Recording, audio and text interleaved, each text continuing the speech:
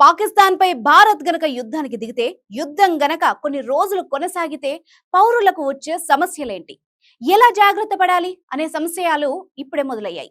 దీనికి సంబంధించి యుద్ధ నిపుణులు, నాటి యుద్ధ కష్టాలను చూసిన వాళ్ళు ఇచ్చే సలహాలేంటో ఇప్పుడు చూద్దాం. ఇది కేవలం ప్రజల్ని జాగ్రత్త పరచడానికే అని భావించాలన్నది మా మనవి. యుద్ధం వస్తే నిత్యావసర సరుకుల ధరలు పెరగొచ్చు, రవాణా ఆగిపోయి ధరలు పెరగొచ్చు, కొరత ఏర్పడవచ్చు.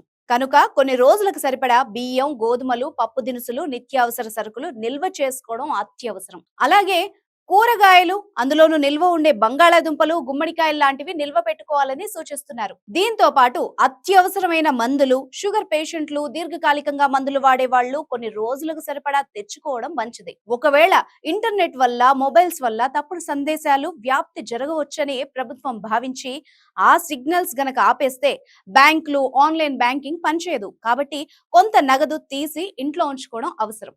ప్రస్తుతం ఈ భయం పాకిస్తాన్ లో కనిపిస్తోంది. పాక్ బ్యాంకుల వద్ద జనం క్యూ లైన్లలో నిల్చుని డబ్బులు విత్డ్రా చేస్తున్నారు. అలాగే మంచినీళ్లు కూడా కొంత నిల్వ చేసుకోవడం అవసరం.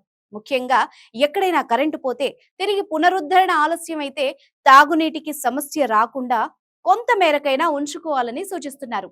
విద్యుత్ సమస్య ఏర్పడి రిపేర్లు చేయడానికి ఆలస్యం అయితే అంతవరకు తాగునీటి సమస్య లేకుండా చూసుకోవాలని చెబుతున్నారు.